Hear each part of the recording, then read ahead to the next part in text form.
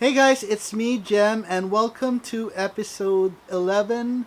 Yes, episode 11 of Jem at the Movies, a segment here on my YouTube channel where I take a look at some movies or TV series, either recent or old but gold. I am excited because I already have another lineup of 10 great movies to review. So stay tuned for those reviews on this channel. So today I'm going to look at a very popular, very highly recommended movie. It's a movie that you have to see at least once in your life. It is truly one of the greatest movies ever made and is a timeless classic. Yes, I am talking about The Shawshank Redemption. Now, I'm gonna be honest with you. I have only seen The Shawshank Redemption last month. Yes, in the 35 years of my existence, I had just seen The Shawshank Redemption for the first time. Unlike its 1994 buddies Forrest Gump and Pulp Fiction, which I have seen many, many, many times. So, the movie was released in 1994 and is directed by Frank Darabont. Frank Darabont is known for other movies like Eraser, The Green Mile, and Nightmare on Elm Street in 1987. The movie was nominated for 7 Oscars, but it didn't win even one. The movie is based on a book by Stephen King and it is shot in a real prison. So the Shawshank Prison is a fictional prison. Its actual name is the Ohio State Reformatory. The movie's budget was 25 million and it earned a fair 58 million in the box office. The wonderful film score of Shawshank Redemption was written by Thomas Newman, a 12-time Oscar nominee known for film scores like Erin Brockovich, Saving Mr. Banks, Meet Joe Black, 1917, Road to Perdition, and American Beauty.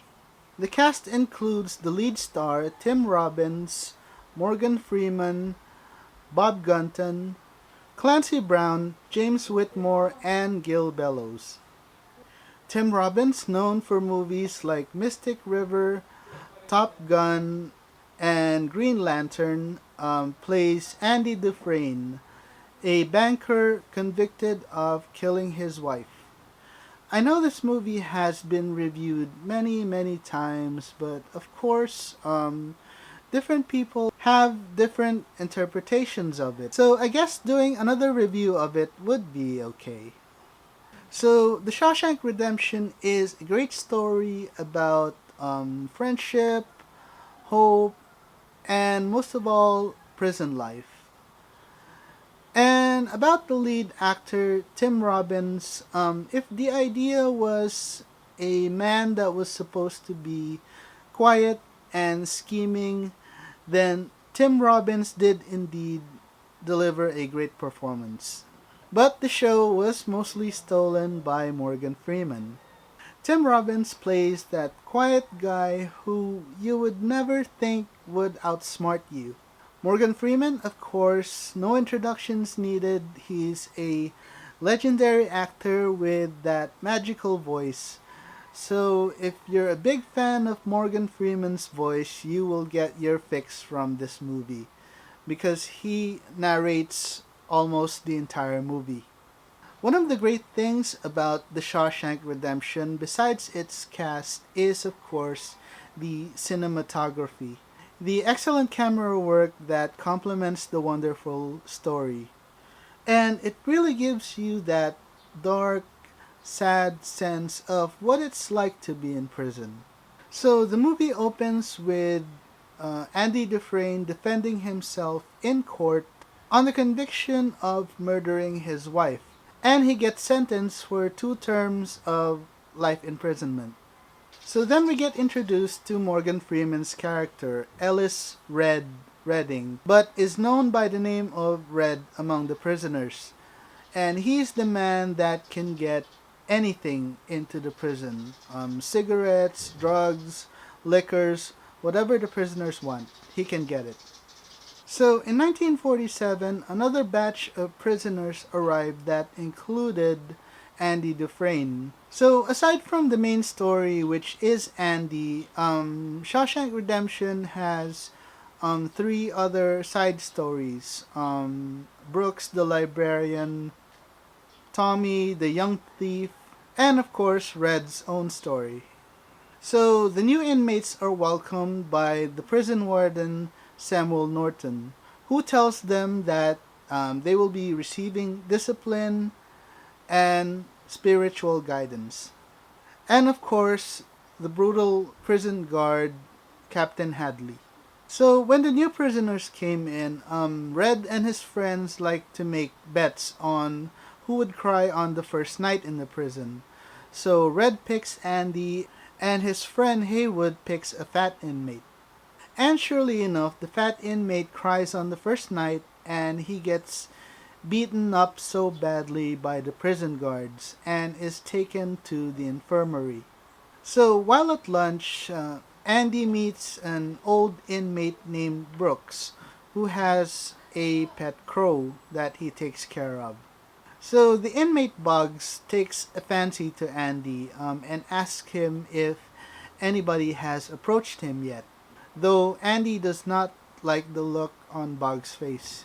So Boggs and his friends named the Sisters attack Andy for the first time because he refuses to be sexually harassed. So Andy asks Red if he could get him a rock hammer. Now, a rock hammer is similar to a pickaxe but much, much smaller. Red easily smuggles the rock hammer and has Brooks deliver it to Andy. So one day, the warden asks volunteers to tar the roof of the prison, and Red and Andy are one of those who were chosen to work. So while at work, Andy overhears Captain Hadley talking about $35,000 that he feels he may not be able to receive. Andy tells Captain Hadley that it is possible that he could receive the full $35,000 through his wife. Andy offers to process the papers in exchange for a few beers for his fellow mates.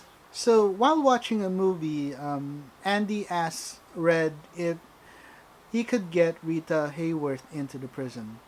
Red says that it may take some time, but it can be done.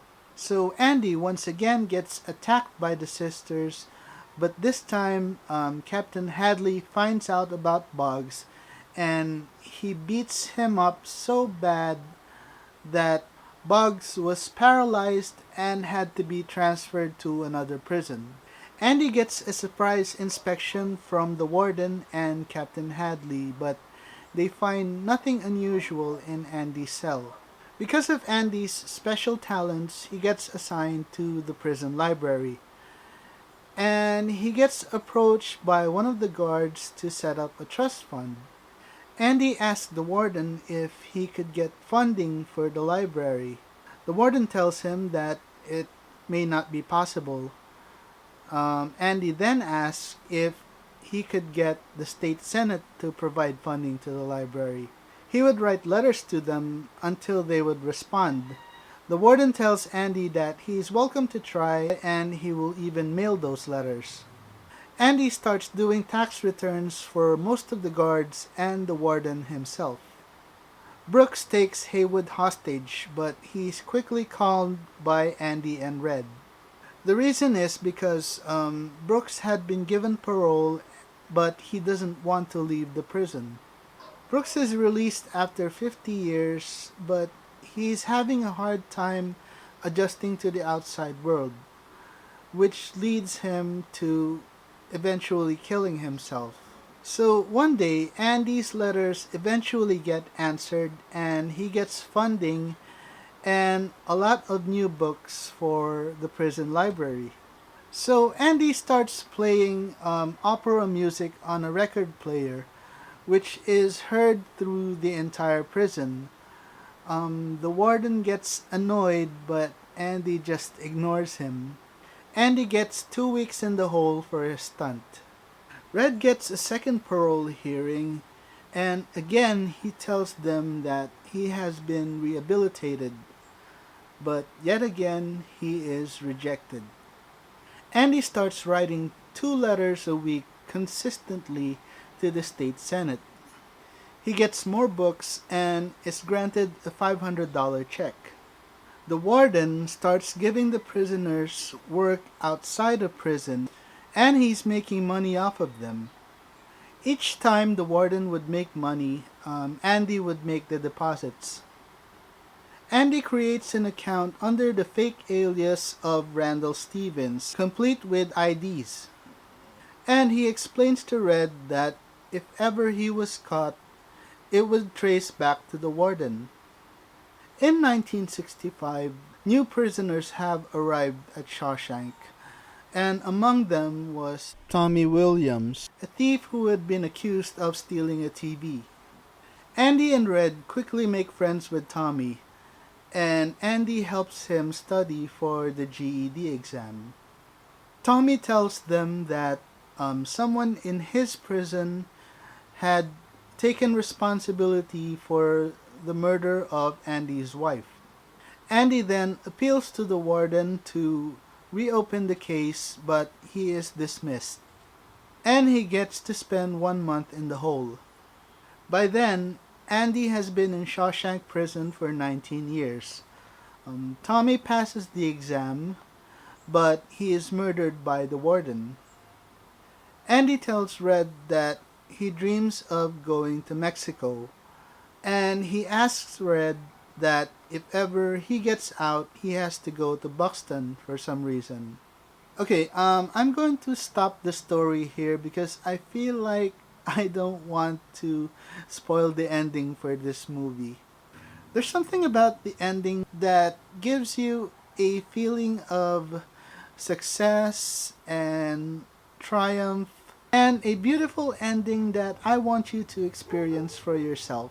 The part where Andy and Red are talking about freedom is where the famous quote originated: "Get busy living or get busy dying," which is the title of a Fall Out Boy song, by the way. If you have listened to that song, there's a line in it that says, "I'm writing letters to addresses in a ghost town."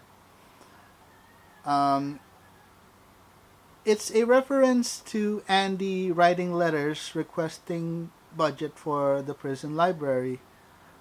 And I guess what they mean by ghost town is Andy's not sure whether he's gonna get an answer or not. The Shawshank Redemption and Fight Club are one of the greatest movies ever made. And I found one thing common between these two movies. And if you watch them, I think you know also what I'm talking about. It is the narration of the main character. It just worked for both movies. So, my final thoughts on Shawshank Redemption. Even though you've never been to prison, this movie is a good representation of what an inmate's life is like inside prison.